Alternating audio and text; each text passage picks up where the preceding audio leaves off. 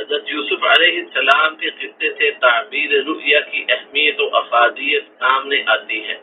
نیز یہ کہ انبیاء کرام کے خواب سچے ہوتے ہیں۔ یہ بھی معلوم ہوتا ہے کہ خوابوں کی تعبیر ایک عظیم اور اعلیٰ علم ہے جو اللہ تعالیٰ نے یوسف علیہ السلام کو بطور خاص عطا فرمایا تھا۔ لہذا آپ نے جن خوابوں کی تعبیر بیان کی وہ ویسے ہی وقوع پذیر ہوئے۔ خواب اور ان کی تعبیر کے متعلق چند اسلامی آداب درج ذیل ہیں۔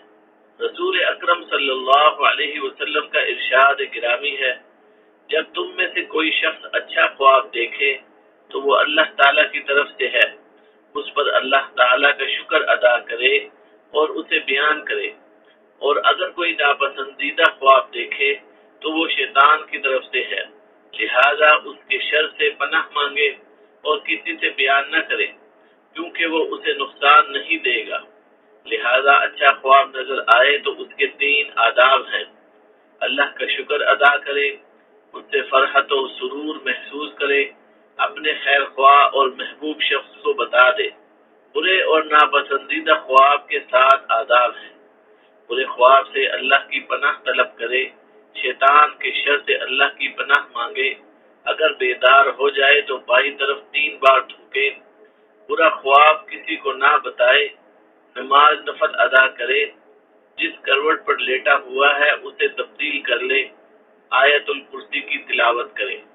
خوابوں کی تعبیر کے متعلق آداب۔ تعبیر کسی عالم دین، عقل مند اور ذہین شخص سے پوچھی جائے یا دوست اور خیر اندیش شخص سے پوچھی جائے۔ ناپسندیدہ شخصیت، حاسد یا مکروہ شخص کو ہرگز خواب نہ بتائے اور نہ اس سے تعبیر پوچھے۔ تعبیر کرنے والا حسب استطاعت مثبت اور اچھے امور کے ساتھ تعبیر کرے۔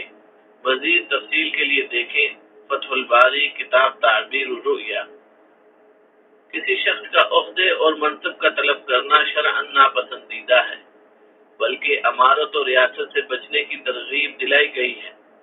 نبی اکرم صلی اللہ علیہ وسلم نے حضرت ابو ذر رضی اللہ عنہ کو نصیحت کرتے ہوئے فرمایا، اے ابو ذر، تم کمزور ہو، امارت ایک امانت ہے، اور بے شک قیامت کے روز بہت سے لوگوں کے لیے باعث رسوائی اور ندامت ہوگی، سوائے اس شخص کے جس نے اہلیت کی بنا پر اسے حاصل کیا اور پھر اس کے حقوق پوری طرح ادا کیے۔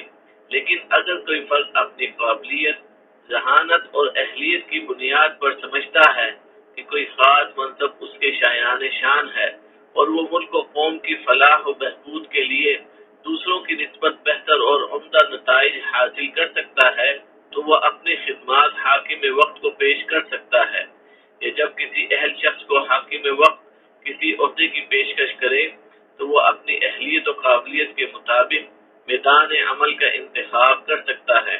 حضرت یوسف علیہ السلام کی جو حق و صداقت اور ملک و قوم کی خیر خواہی کے جذبات کا عزیز مصر کو علم ہوا تو اس نے آپ پر لگائے گئے تمام الزامات کی تردید کے بعد آپ کی عفت و پاک دامنی کا اظہار کیا، نیز آپ کو اپنا خصوصی وزیر بنانے کی خواہش کا اظہار کیا۔ اس پر حضرت یوسف علیہ السلام نے اپنی امانت و دیانت اور خصوصی اہلیت و قابلیت کے پیش نظر ایک مخصوص محکمے کی سربراہی طلب کی جو آپ کو دے دی گئی۔ آنے والے وقت نے آپ کے انتخاب اور اہلیت کو ثابت کر دیا۔ حضرت یوسف علیہ السلام کے قصے سے ہمیں یہ درس بھی ملتا ہے کہ مایوسی گناہ ہے، حالات کیسے ہی ناسازگار اور ناموافق کیوں نہ ہوں، انسان کو اللہ تعالیٰ کی رحمت سے نا امید نہیں ہونا چاہیے، بلکہ مشکل وقت میں صبر و رضا کا مظاہرہ کرنا چاہیے اور پروردگار عالم کی نصرت و تائید کا سوال کرنا چاہیے۔ حضرت یعقوب علیہ السلام نے یکے بعد دیگرے حضرت یوسف علیہ السلام اور بنیامین کی جدائی اور فراق کا زخم کھایا۔ دونوں بیٹوں کے شدید غم میں بھی رحمت ربانی سے آج نہیں توڑی، بلکہ بیٹوں کو امید کا دامن تھامنے کا حکم دیتے ہوئے فرمایا۔ ترجمہ: میرے پیارے بچوں، تم جاؤ اور یوسف اور اس کے بھائی کی پوری طرح تلاش کرو اور اللہ کی رحمت سے نا امید نہ ہونا۔ یقیناً اللہ کی رحمت سے نا امید وہی ہوتے ہیں جو کافر ہوتے ہیں۔ سورہ یوسف آیت نمبر 87۔